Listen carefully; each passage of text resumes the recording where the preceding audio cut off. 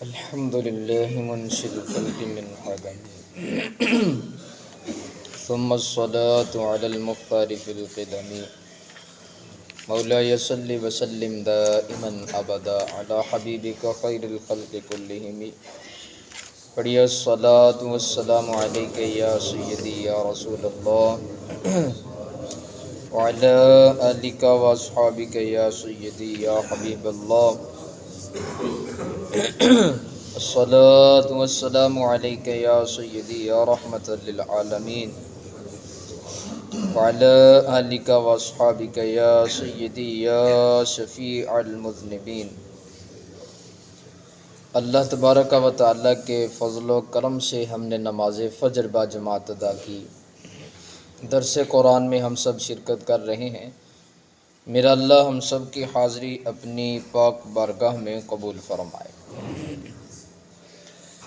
اللہ تبارک و تعالیٰ کے فضل سے ہم نے سورۃ البقرہ شریف، یہ ہماری جاری و ساری تھی، اور اس کی آیت نمبر 105 آج وہ سمجھنے کی کوشش کریں گے۔ اللہ تبارک و تعالیٰ ارشاد فرماتا ہے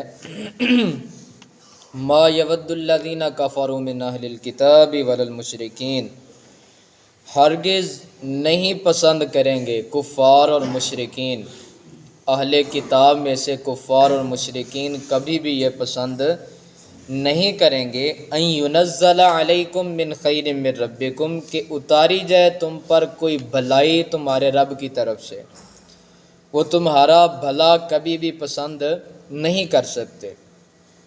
واللہ یختص برحمتہ من یشاء، اور اللہ خاص فرماتا ہے اپنی رحمت کے ساتھ جسے چاہتا ہے۔ واللہ ذو الفضل العظیم، اور اللہ بہت بڑے فضل والا ہے، اللہ عظیم فضل کا مالک ہے۔ اللہ تبارک و تعالیٰ نے اس آیت کے اندر اہل اسلام کو تنبیہ کی اور اہل اسلام کو خبردار کیا کہ کبھی بھی تم نے یہ نہیں سمجھنا کہ کفار اور مشرکین یہ ہمارے خیر خواہ ہیں، یہ ہمارے لیے اچھا سوچتے ہیں اور یہ ہمارا برا نہیں سوچتے، ہماری ان کے ساتھ دوستیاں ہیں، ہمارا ان کے ساتھ کوئی تعلق ہے، ہمارا ان کے ساتھ لین دین ہے۔ جو اہل کتاب میں سے کفار ہیں یا مشرکین ہیں، وہ کبھی بھی یہ پسند کر ہی نہیں سکتے کہ مسلمانوں پر کوئی بھلائی نازل کی جائے۔ اس لیے اللہ تعالیٰ نے فرمایا تم نے ان لوگوں کے ساتھ مل جل کر نہیں رہنا، بلکہ ان سے اپنے آپ کو بچا کر کے رہنا ہے اور تھوڑا سا محتاط ہو کے چلنا ہے۔ یہ آیت مقدسہ آپ نے سماعت کی، اور انہی کی مشابہت اختیار کرنے سے اللہ تعالیٰ نے پچھلی آیت میں منع فرمایا۔ اس لیے اللہ تبارک و تعالیٰ ان سے ہمیں محفوظ فرمائے، اور ان کی جو چالیں ہیں ان سے بھی اللہ تعالیٰ محفوظ فرمائے۔ اور اس کے دوسرے حصے میں اللہ ارشاد فرماتا ہے اللہ یختص برحمتہ من یشاء، اللہ جسے چاہتا ہے اسے اپنی رحمت کے ساتھ خاص کر دیتا ہے، جس پر چاہتا ہے اپنا فضل فرماتا ہے، اپنا انعام فرماتا ہے، اپنا کرم فرماتا ہے، اور اس کو اپنی رحمت کی چادر میں لے لیتا ہے۔ اللہ تعالیٰ کی رحمت ہی وہ چیز ہے جس پر ہر ایک مسلمان آس لگائے بیٹھا ہے، اور اللہ تعالیٰ کی رحمت کے ساتھ ہی تو ہر ایک مسلمان کی انشاءاللہ بخشش ہوگی۔ اس لیے میاں صاحب فرماتے ہیں نا، عدل کریں تا تھر تھر کمبن اچیاں شانہ والے، فضل کریں تا بخش جامن میرے جے منہ کالے۔ یہ اللہ تعالیٰ کی رحمت ہی تو ہے جس پر ہر ایک مسلمان کو آسرا ہے، ہر ایک مسلمان کو اللہ کی رحمت پر امید اور یقین ہے۔ اور حدیث پاک میں آتا ہے میرے کریم آقا صلی اللہ علیہ وآلہ وسلم حضور ایک دن جلوہ گر تھے، تو سرکار نے فرمایا اے عائشہ، میری امت کا ہر فرد بلکہ ہر ایک انسان اگر وہ جنت میں جائے گا تو اپنی اللہ کی رحمت سے ہی جنت میں جائے گا۔ اللہ کی رحمت ہوگی، عملوں پر کسی کو اعتماد اور یقین نہیں رکھنا چاہیے۔ ہم نے نماز پڑھ لی، پتہ نہیں اللہ کی بارگاہ میں قبول بھی ہوئی ہے کہ نہیں ہوئی۔ ہم نے قرآن پاک کی تلاوت کر لی، پتہ نہیں ہمارا ایک لفظ بھی پڑھا ہوا اللہ کی بارگاہ میں مقبول ہے یا کہ مردود ہے، اس چیز کا ہمیں کوئی علم نہیں ہے۔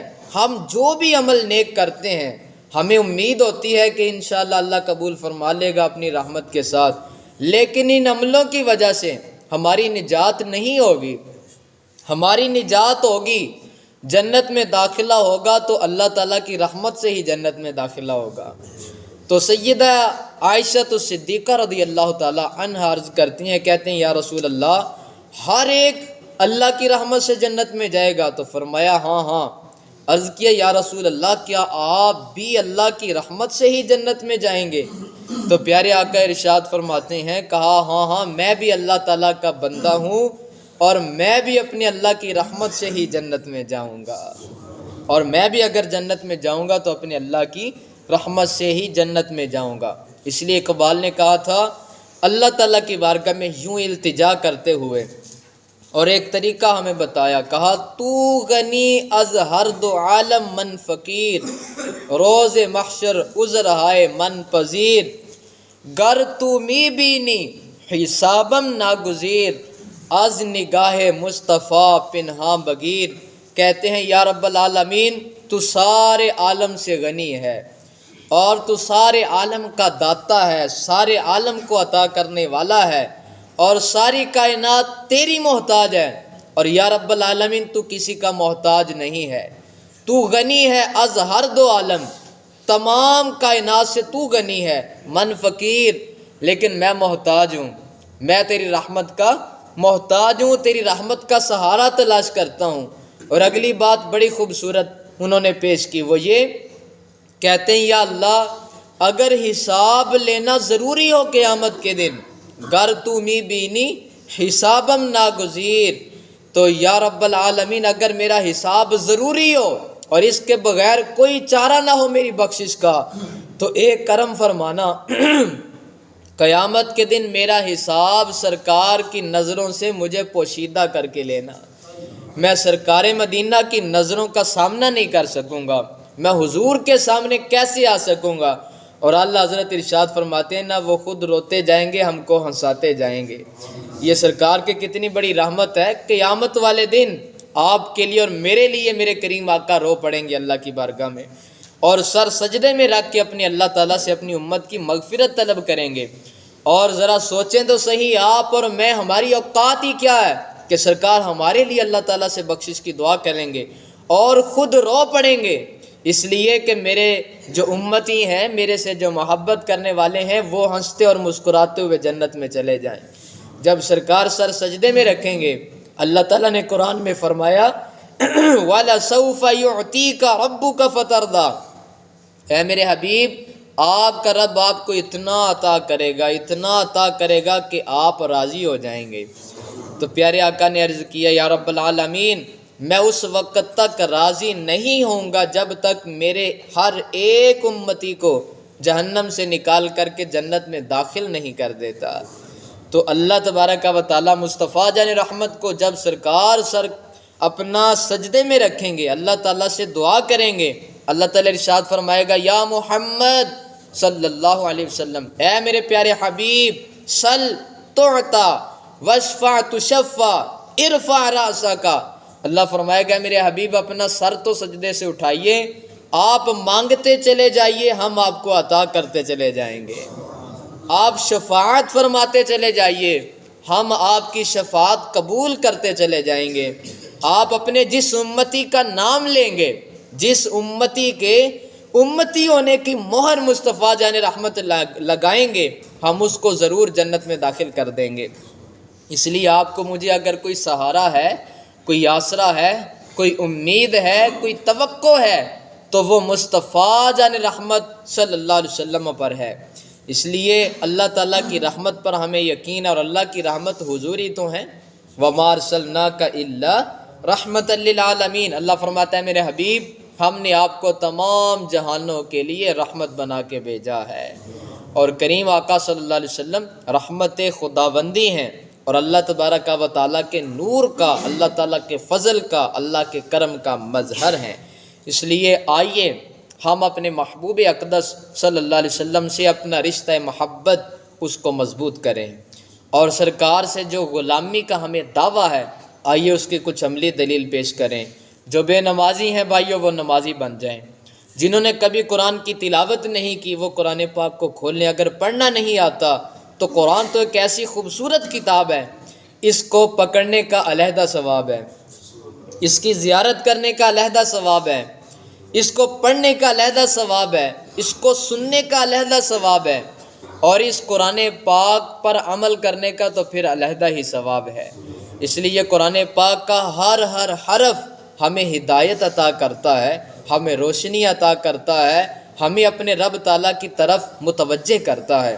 اس لیے آئیے قرآن سے اپنا تعلق مضبوط کریں، مصطفیٰ جان رحمت سے اپنا تعلق مضبوط کریں۔ اللہ تعالیٰ ارشاد فرماتا ہے واللہ یختص برحمتہ من یشاء، فرمایا اہل کتاب کو کیا اعتراض ہے؟ اللہ جسے چاہتا ہے اپنی رحمت کے ساتھ خاص کر لیتا ہے، اللہ جس پر چاہتا ہے اپنا کرم فرماتا ہے۔ اللہ تعالیٰ کسی سے پوچھ کر کسی کو کچھ عطا نہیں کرتا۔ اللہ تعالیٰ کا جس پر فضل ہوتا ہے اللہ تعالیٰ اسے دنیاوی نعمتیں بھی عطا کرتا ہے، اللہ دینی نعمتیں بھی عطا کرتا چلا جاتا ہے۔ اللہ ہی خاص کرتا ہے اپنی رحمت کے ساتھ۔ اور پھر بڑا خوبصورت جملہ اللہ تعالیٰ نے ارشاد فرمایا واللہ ذو الفضل العظیم، اللہ تو بہت بڑا فضل فرمانے والا ہے۔ اللہ تبارک و تعالیٰ تو فضل کرنے والا ہے۔ فضل تیرے دی آس کریمہ ہور غرور نہ کوئی، بحرمت نبی پیارے بخشی کل تقصیر جوئی، وقت نہ زادے کری آسانی ثابت دین لے جائیں، وچ فردوس قریب نبی دے بخش آسانو جائیں۔ سارے کم حوالے تیرے یا غفار ستارہ، عدل کریں تاں تھر تھر کمبن اچیاں شانہ والے، فضل کریں تا بخش جامن میرے جے منہ کالے۔ اور حضرت اللہ تعالیٰ سے یوں دعا کرتے ہیں یا الہی ہر جگہ تیری عطا کا ساتھ ہو، جب پڑے مشکل شہ مشکل کشا کا ساتھ ہو۔ یا الہی گرمی محشر سے جب بھڑکیں بدن، دامن محبوب کی ٹھنڈی ہوا کا ساتھ ہو۔ یا الہی بھول جاؤں نزا کی تکلیف کو، نزا کہتے ہیں موت کی کیفیت کو، جب موت آتی ہے جو موت کے راستے سے گزر رہا ہے اسے پتہ ہے میں کس تکلیف اور اذیت سے گزر رہا ہوں، تو اللہ حضرت کہتے ہیں یا الہی بھول جاؤں نزا کی تکلیف کو، شاد یہ دیدار حسن مصطفیٰ کا ساتھ ہو۔ اور حضور جب موت کے وقت سامنے آئیں گے تو موت کی نزا کی کیفیت خوشی میں تبدیل ہو جائے گی۔ اور پھر اللہ حضرت فرماتے ہیں یا الہی گورے تیرا کی جب آئے سخت رات، ان کے پیارے منہ کی صبح جاں فضا کا ساتھ ہو۔ یہ گورے تیرا کیا ہے؟ قبر کی اندھیری رات۔ کہتے ہیں یا اللہ جب قبر کی تاریک اور اندھیری رات آئے تو ان کے پیارے منہ کی صبح جاں فضا کا ساتھ ہو۔ قبر میں حضور آئیں گے تو سارا اندھیرا روشنی میں تبدیل ہو جائے گا، اور قبر کے اندر ہر طرف نورانیت ہی نورانیت ہوگی، ہر طرف روشنی ہی روشنی ہوگی۔ اور پھر اللہ حضرت علیہ الرحمٰ نے بڑی خوبصورت بات کی، یہ ساری دعائیں کی ہیں اور کہا یا الہی جب زبانیں باہر آئیں پیاس سے، ذرا منظر تو یاد کریں، قیامت کا دن جو ہوگا اس وقت سورج سوا نیزے پہ ہوگا، سورج اتنی دور ہے تو گرمیوں میں ہم باہر نہیں جاتے اور سورج کی تپش سے ڈرتے ہیں، کیسی گرمی ہوتی ہے، اور ہر ایک آدمی پسینے سے شرابور ہو رہا ہوتا ہے۔ تو جب سورج سوا نیزے پہ ہوگا، زمین تانبے کی ہوگی، اس وقت کیا حالت ہوگی؟ تو کہتے ہیں یا رب العالمین جب زبانیں پیاس اتنی لگے گی لوگوں کی زبانیں باہر آ جائیں گی۔ یا الہی جب زبانیں باہر آئیں پیاس سے، ساقیے کوثر شہ جود و عطا کا ساتھ ہو۔ اس وقت پیاس کے عالم میں حضور اپنے مبارک ہاتھوں سے حوض کوثر کا صرف ایک پیالہ پلا دیں تو وہ جو دن قیامت کا 50,000 برس کا ہے پورا دن گزر جائے گا اور آدمی کی ساری پیاس ہی بجھ جائے گی۔ اس لیے ہم اللہ تعالیٰ سے دعا کرتے ہیں اللہ نزا کے وقت مصطفیٰ جان رحمت کے حسن کی ایک جھلک ہمیں دیکھنا نصیب فرمائے، اور قیامت کے دن اللہ تعالیٰ سرکار کے ہاتھوں سے حوض کوثر کا ایک جام پینا نصیب فرمائے۔ اللہ شان والی زندگی عطا کرے، ایمان و عافیت والی موت نصیب فرمائے، آمین بجاہ النبی الامین الصلاۃ والسلام علیک یا سیدی یا رسول اللہ وعلی آلک و اصحابک یا سیدی یا حبیب۔